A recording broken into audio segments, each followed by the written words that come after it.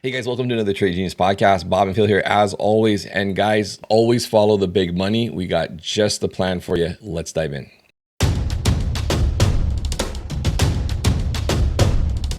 Trade Genius. Okay, Bob, same old thing. Make sure retail comes rushing in, and then look what big money's doing, right?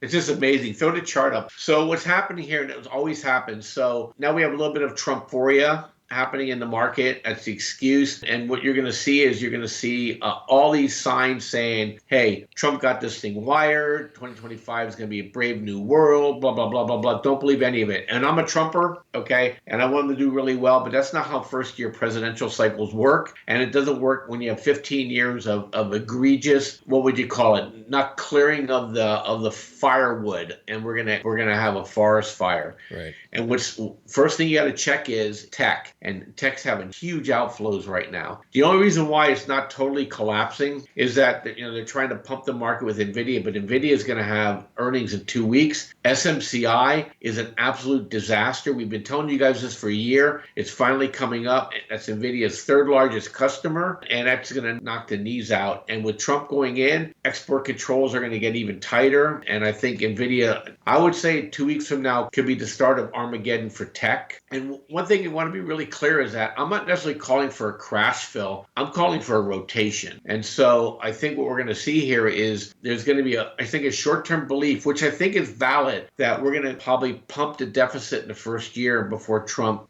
initiates the things that he wants to get done, if he can get them done through Congress. And then I think then you'll see a rollover out of inflation into, I would call it deflationary scare. And that's when I think the market's really going to roll over. But in the meantime, you're going to see commodities moving up. The other thing, too, that's really wild is that if you have the rapprochement with Putin, Phil, you're going to look at platinum and palladium and silver and gold going down. And then you're going to look at oil going down because he's going to do drill, baby, drill. And so we'll roll out of that rotation into, I think, full-on sell-off. And I think we have to be really prepared for that. But we don't care. We're just giving you the warnings. We'll see it in the charts, and we're going to trade it, accordingly. But if you have to watch anything, I would watch ExxonMobil. I would watch oil futures. And then I would watch Nvidia. Okay, those are going to tell you the story. People ask me a lot about gold. Gold's going to depend on how the Fed acts of some of this stuff. Gold kind of is going to go on its own course here. But I think you got to watch oil, and you got to watch Nvidia, and you got to watch ExxonMobil just because it's the gorilla to see how it's reacting, because it may separate itself from oil if they think they can get more production into the market. So it's going to be really interesting times, Phil. On Monday, I want to get the chart up. I want to show you what it does. Phil called this months and months and months and months and months ago that we're going to drive this thing through inauguration and then what happens afterwards. You're not going to want to miss Monday's podcast. And I think it's going to give us a roadmap that has solid foundation to it. And so you can trade, I think, fairly confidently with this. But 2 weeks from now, watch Nvidia. That might be the only fly in the ointment. I'm going to throw it to you, Phil. That earnings for Nvidia may top tech. It may top tech, and tech may roll over first before we see the broad market roll over. And like you were saying, a rotation out of tech here, that could be what we're seeing is they anticipate that maybe, and they're getting into small caps. Watch small caps, because I think that could be where tech rotates into, and we could see a big catch up move in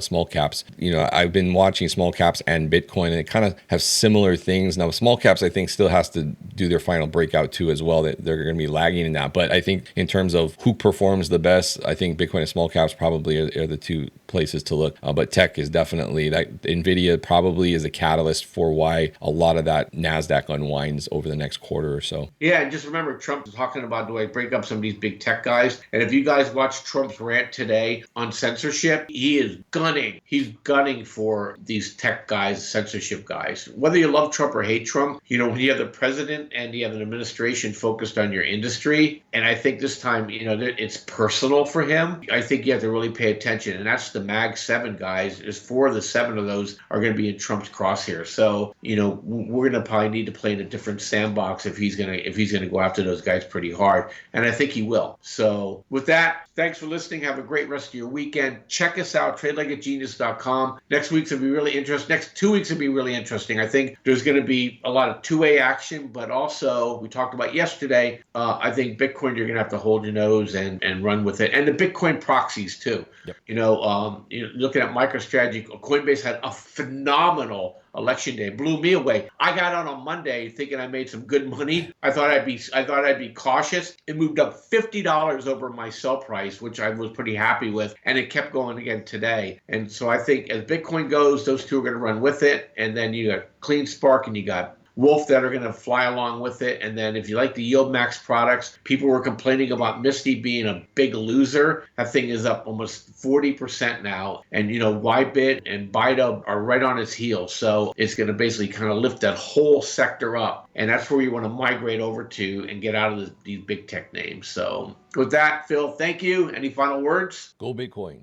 Of course you'd say that.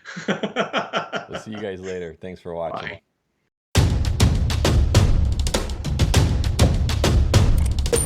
Trade Genius.